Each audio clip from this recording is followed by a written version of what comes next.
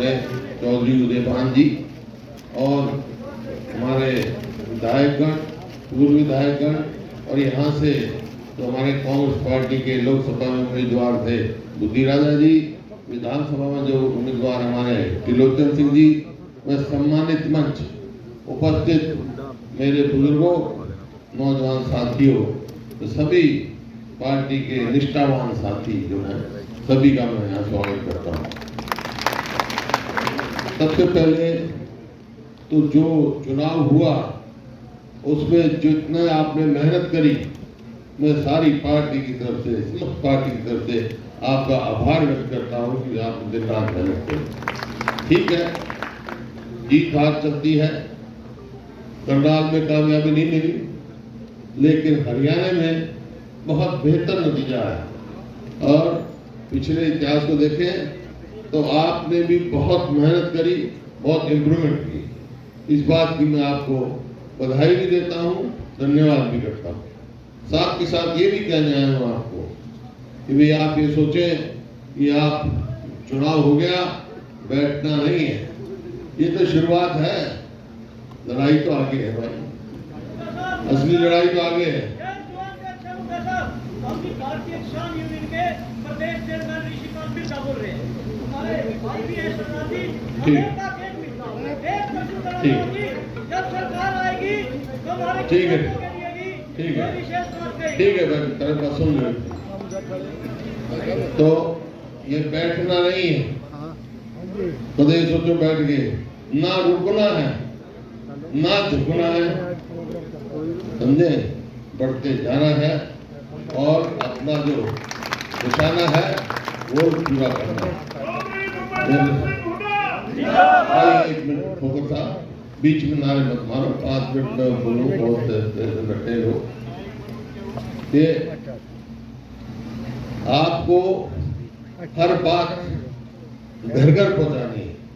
2 काम करने हैं आपने, जैसे हमारे अध्यक्ष जी ने कहा, एक तो ये कि जो भाजपा सरकार है 10 साल से यहाँ हरियाणा में सरकार करी है, इसने क्या किया, इसने हरियाणा को पीछे धकेल दिया हर वर्ग के साथ। ये इनकी विफलताएं घर घर तक पहुंचानी, इनके झूठे वादे, झूठी बातें, झूठे काम घर घर तक पहुंचाने, जो भ्रष्टाचार इस सरकार में हुआ है ये घर घर तक पहुंचाना है। दूसरा काम क्या करना है, जो 10 साल कांग्रेस के काम थे वो इनका तोड़ना है, वो घर घर तक पहुंचाना है। और दूसरा आगे क्या करने जा रहे हैं वो घर घर तक पहुंचाना, जब आपकी कामयाब होगी लड़ाई। देखिए 2014 में जब हमने सरकार छोड़ी तो मेरा प्रदेश, आपका प्रदेश हरियाणा, प्रति व्यक्ति आय में, प्रति व्यक्ति निवेश में, नौकरी देने में, कानून व्यवस्था में, खेल और खिलाड़ी में पूरे देश में नंबर 1 था। और इस 10 साल में इन्होंने कहां पहुंचा दिया, किस चीज में नंबर 1 हम, बेरोजगारी में पूरे देश में नंबर 1 हम, पूरे देश में बेरोजगारी में नंबर 1 है। और एक मिनट भाई, पूरे देश में बेरोजगारी में 1 है, महंगाई में, और कानून व्यवस्था की तो आप बताइए, उस चीज का नाम ही कोई नहीं। अपराध बहुत बढ़ गए, रोज रोज फरोतियां मांगी जा रही है। मैं जिस मंडी में जाता हूँ वही कहते हैं चिट्ठी आई है, फरोती मांगी है, इतने कल तक दे दो, फलाने दे दो, दुकानदारों को। मतलब कोई भी आज हरियाणा प्रदेश में अपने आप को सुरक्षित महसूस नहीं कर रहा है, कोई भी वर्ग। ये परिस्थिति है। नौकरी जो है एक निगम लगाया है, निगम के द्वारा नौकरी दे रहे हैं, कौशल रोजगार निगम। उसका क्या काम है, कच्ची नौकरी देना, ना तो उसमें कोई मेरिट है, ना कोई उसका रिजर्वेशन है, ना पक्की नौकरी है, ना पेंशन है। जब मर्जी लगा लो, जब मर्जी निकाल दो। भ्रष्टाचार का अड्डा बना हुआ, उसका एमडी भी पकड़ा गया। इतना भ्रष्टाचार है। और नतीजा ये हुआ कि आज हरियाणा में 2 लाख पक्की नौकरियां खाली पड़ी हैं। ये परिस्थिति है। आज अस्पताल में जाओ तो डॉक्टर नहीं, स्कूल में जाओ तो मास्टर नहीं, दफ्तर में जाओ तो कर्मचारी नहीं। फिर सरकार का क्या काम है? शिक्षा, स्वास्थ्य, जब भी तो आगे बढ़ेंगे। और खेल और खिलाड़ियों को आपने देखा, जो हमारी बेटियां, पहलवान बेटियां, जिन्होंने पूरे दुनिया में नाम कमाया, इनका वायदा था कि 2022 तक हम किसान की आमदनी दुगनी करवाएंगे। आमदनी तो दुगनी नहीं कराई, लेकिन लागत कई गुना बढ़ा दी। क्या भाव था खाद का, क्या भाव था कीटनाशक दवाई का, क्या भाव था? आप समझते हैं आज क्या भाव है? आज कहां पहुंच गया? आज मंडी में किसान जाता है तो उसका एमएसपी भी नहीं मिलती, उसको बीमे की वो भी नहीं मिलती, प्रीमियम प्राइवेट वो इंश्योरेंस करा रखी है, वो पैसा कमा रहे हैं, किसान से प्रीमियम काटते हैं। तो इस प्रकार से माहौल बना है, हर वर्ग इससे परेशान है। तो आज आपको ये बात घर तक पहुंचाए। सवाल आएगा, आपसे जाओगे तो आपसे जरूर पूछेंगे कि भाई आपकी सरकार आ गई हरियाणा में तो आप क्या करोगे? वैसे तो मैनिफेस्टो तैयार हो रहा हमारा, जैसे उदयवान जी ने कहा, हमारे अध्यक्ष जी ने, लेकिन 5-6 मोटी मोटी बातें जो पार्टी फैसला कर चुकी है कि हम क्या करेंगे। भाई हमारी सरकार आएगी तो हम पहला काम करेंगे, अपने बुजुर्गों की पेंशन 6,000 रुपए करेंगे और 300 यूनिट बिजली जो है वो महंगाई का बहुत बड़ा कारण है, बहुत बड़े बड़े बिल आते हैं, 300 यूनिट बिजली फ्री देंगे। आज ये मेरी बहन जो बैठी है, ये सब जो है आजकल गैस पे खाना पकाते हैं। 400 रुपए था 2014 में गैस के सिलेंडर का भाव, आज हो गया 1000 से ऊपर 1200। हमारी सरकार आएगी तो गैस का सिलेंडर 500 से ज्यादा करने की। कर्मचारियों के साथ जैसे दुर्व्यवहार हो रहा है कि भाई हमारी सरकार आएगी तो हम ओल्ड पेंशन स्कीम लागू करेंगे। इसी प्रकार से जो अलग अलग वर्ग हैं, मनरेगा के मेट हैं, उनको पक्का करेंगे, गरीब आदमी का देखेंगे। और जो हमारी स्कीम बंद कर दी, जो आज दे रहे हैं, महात्मा गांधी ग्राम बस्ती योजना, ये थी 100 बच्चे प्लॉट दिए थे हमने, और इन्होंने आते ही बंद कर दी। वो 4 लाख के करीब हम प्लॉट दे चुके थे और 3 लाख प्लॉट और चिन्हित किए थे हमने, 3 लाख और देने थे, स्कीम भी बंद कर दी। अब वो जो कब्जे निकले थे 5-7 हजार प्लॉटों के, किसी कारण से कहीं पंचायत का झगड़ा था, उनको दिखा रहे हैं, प्रदर्शन झूठा दिखा रहे हैं।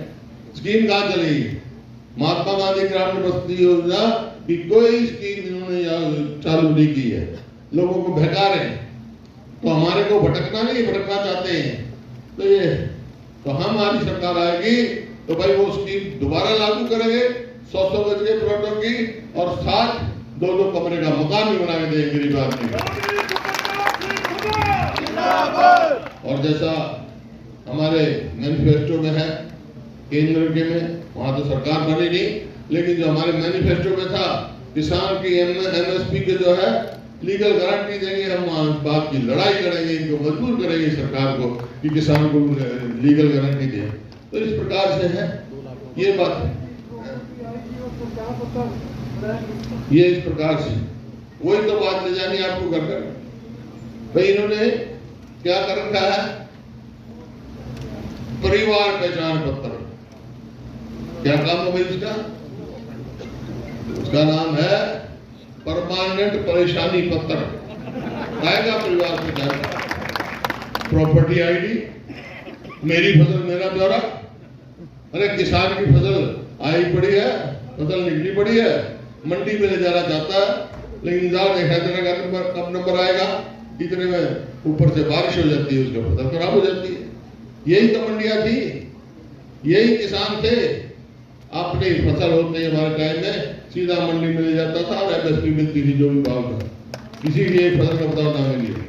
तो इस प्रकार से जो ये चला रखे थे ना पोर्टल, जो जन विरोधी पोर्टल है, वो सारे आते ही हम प्रोटोकॉल चलता करेंगे और जो जनहित के पोर्टल है वही चलेंगे। तो ये आपके सामने और बहुत सारे काम कर रहे हैं, हमारे मैनिफेस्टो आ जाएगा। लेकिन मैं आज आपसे ये कहने आया हूँ, 2 लाख इन्होंने नौकरियां पक्की खाली पड़ी। हमारी सरकार आएगी तो भाई 2 लाख पक्की नौकरियां देंगे हम जवानों को। इस प्रकार से ऐसे बहुत सारे काम, लेकिन आज ये सब लेके जाना है। आज तो एक ही बात मैं कह रहा हूं, उसमें ही समझ लो आप, लोकसभा के चुनाव हो गए, अब हरियाणा की बारी है और पूरी तैयारी है। तैयारी है ना, तैयारी है। तो भाई देखो, चुनाव में हो गया, हम विधानसभा में भी रहेंगे और यहाँ करनाल से लोकसभा, लेकिन आगे जो चुनाव होगा उसमें नहीं रहना है। ये जो बात करनी है, ये झूठियों से पीछा छुड़ाना है, तो कांग्रेस की सरकार बनानी है। मंजूर है ना आपको? अरे मेरे को एक बात का समझ नहीं आया, करनाल शहर इतने लाख, कितने वोट है तुम्हारे शहर में? 2,52,000 तो वोट है। 2,52,000 में कोई व्यक्ति नहीं मिला जो करनाल अगर नुमाइंदा बन सके, फिर भी यहाँ से ले आए। क्या तरीका हो भैया? यहाँ के आदमी कहाँ जाएंगे? यहाँ के मसिंदे कहाँ जाएंगे? ये एमएलए भी नहीं बन सकते, ये फिर क्या होगा भाई? तो आज मैं कहने आया हूँ आपसे कि समय आ गया है, 3-4 महीने हैं। आज तो मुख्य था हमारा आपका धन्यवाद करना था और आपका सचेतना था। तैयारी पकड़ो और चलो आगे। बहुत बहुत धन्यवाद। सरकार इनकी बदल गई। इन्होंने अपने चुनाव घोषणा पत्र के प्रश्न 13 के कॉलम 9 पर यह कहा था कि हम इस योजना को, गरीबों की 100 गज के प्लॉट की योजना को हम इसको लागू रखेंगे और शहरों में भी देंगे। और आते ही इन्होंने दलित, पिछड़े, गरीब आदमियों के गर्दन पर छुरी चलाने का काम किया और उनकी उस योजना को पूरी तरह से रद्द कर दिया।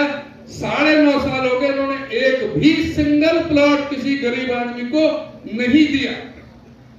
और अब 3 महीने बाद चुनाव है, तो वो प्लॉट जिनका कब्जा रोक दिया था हुड्डा साहब के द्वारा मंजूर किए हुए, उनके लिए भी ड्रामा करना है। आज ये कह रहे हैं कि परिवार पहचान पत्र, प्रॉपर्टी आईडी, उसको सभी डीसीओ को आदेश दिए हैं कि इसको तुरंत सही करो। भाई पहले तो तुम्हें माफी मांगनी चाहिए। प्रॉपर्टी आईडी और ये परिवार पहचान पत्र और पोर्टल, इन सब में किस तरह से लोगों के साथ भद्दा मजाक हुआ, किस तरह से सभी डीसी ऑफिसों में, एसडीएम ऑफिसों में लंबी लंबी लाइन लगती रही। सारा मीडिया, अखबार बड़े बड़े कॉलमों में लिख रहा था। हम जैसे सारे विपक्ष के नेता चीख चीख कर चिल्ला रहे थे कि ये परिवार पहचान पत्र और प्रॉपर्टी आईडी, इसमें बहुत बड़ा घपला है। और अखबारों ने लिखा कि 90 से 95% इसमें गलतियां हैं, त्रुटियां हैं। लेकिन ये कान में तेल डाल करके सोते रहे, कोई इन्होंने ध्यान नहीं दिया। और आज जब इलेक्शन 2 महीने रह गए, हम ये कहना चाहते हैं कि जो इन्होंने प्रॉपर्टी आईडी और परिवार पहचान पत्र के लिए जो सैकड़ों करोड़ रुपए जो जनता का स्वाहा किया, जो एजेंसियां हायर की थी, जिनकी गलतियां जो आज बता रहे हैं, और जो इन्होंने आज एडमिट कर लिया है, अपने आप को मान लिया है, पहले तो जनता से माफी मांगे कि उसके लिए कौन दोषी है। ये सरकार खुद दोषी है जिन्होंने इस तरफ ध्यान नहीं दिया। अब ड्रामा कर रहे हैं, अब ड्रामा कर रहे हैं, कुछ नहीं होना। इनका सारा चेहरा बेनकाब हो गया है। आज किस तरह से कौशल विकास रोजगार निगम को इन्होंने एक हथियार बना करके गरीब लोगों के अधिकार छीनने का काम किया। ना उसमें कोई मेरिट थी, ना उसमें कोई रिजर्वेशन थी, और ना पक्की नौकरी थी। कम पैसे में कच्ची नौकरी दे करके कौशल विकास रोजगार निगम का दुरुपयोग किया। उसी तरह से आज 2 लाख सरकारी पद खाली पड़े हैं। उसके लिए जिम्मेदार कौन है? आज अध्यापकों के प्राइमरी से लेकर के कॉलेज के लेक्चरर तक लगभग 50,000 पद खाली पड़े, 58% पद खाली पड़े। इन सरकारी स्कूलों में किनके बच्चे पढ़ते हैं? इस प्रदेश के गरीब, दलित, पीड़ित, शोषित, उपेक्षित, सर्वहारा वर्ग के वो बच्चे उन स्कूलों में पढ़ने जाते हैं जिनके माँ बाप अपने बच्चों को प्राइवेट स्कूल में पढ़ाने का साहस नहीं रखते, सामर्थ्य नहीं रखते। आज उनको स्कूल से वंचित करने का काम किया जा रहा है। गरीबों को जिस तरह से मेडिकल और दूसरी जिस तरह से जो उसकी एडमिशन फीस थी, एससी के लिए 42,000 थी, औरों के लिए 2 लाख के करीब थी। इन्होंने वो 5 साल के लिए 50 लाख कर दी। क्या 40 लाख 50 लाख रुपए खर्च करके कोई अपने बच्चे को डॉक्टर बना सकता है? ये गरीब विरोधी है, दलित विरोधी है, व्यापारी विरोधी है, कर्मचारी विरोधी है। इन्होंने चाहे वो नोटबंदी के माध्यम से, चाहे जीएसटी के माध्यम से सबसे ज्यादा हमारे व्यापारियों को लूटा, जो व्यापारियों को समझ नहीं आ रहा। सबसे ज्यादा व्यापारियों में सबसे पहले सुनारों को चोट करी थी, जो आज हमारे जो वर्मा जो अपने सुनार कमेटी के जो आज हमारे में शामिल हुए, इन पे चोट की, कपड़े वालों पे चोट की, आड़तियों पे चोट की। सारी जो छोटी छोटी जो फैक्ट्रियां थी, जो छोटे लघु उद्योग थे, वो बंद हो गए। जिस फैक्ट्री में 500 आदमी काम करे, 100 रखे, 400 बाहर निकाल दिए, 12 करोड़ लोगों के रोजगार छीन लिया। लेकिन इस तरफ कोई ध्यान नहीं दिया। इन चीजों को बताएगा कौन? इन चीजों को आप बताएंगे। हरियाणा प्रदेश कांग्रेस के संकल्प विस्तार से हुड्डा साहब बताएंगे। डबल रिवीजन होगा, मैं अलग बताएंगे। मैं आपसे ये कहना चाहूंगा कि हमारी पार्टी के जो संकल्प हैं, इनको लेकर के घर घर तक, गांव गांव में पहुंचा दो। 3 महीने बिल्कुल विश्राम नहीं करना है। 3 महीने पूरी तरह से आप लग करके मेहनत कर दो। सरकार आपकी 70+ सीटों से बनेगी। और जो कांग्रेस पार्टी ने जिस तरह से हुड्डा साहब ने राज चलाया, जो विकास के काम किए, चाहे 81.5 किलोमीटर की मेट्रो लाइन, चाहे 4 बड़े बिजली के कारखाने, चाहे 16 बड़ी इंटरनेशनल लेवल की यूनिवर्सिटी, चाहे 18 मेडिकल कॉलेज, चाहे 6 नई रेल की लाइनें, क्या क्या जो हुड्डा साहब ने जो काम करके दिखाया, इन्होंने सारे कामों पर पानी फेर दिया और सिर्फ भ्रष्टाचार का बोलबाला रहा। देश को प्रदेश को कर्ज के जाल में फंसा दिया। इनको सबक सिखाने की जरूरत है और आप सबको मिलकर के पूरी तरह से मजबूती के साथ इलेक्शन लड़ना है। इस करनाल में ही विधानसभा में उल्टे रिजल्ट आपको देखने को मिलेंगे। करनाल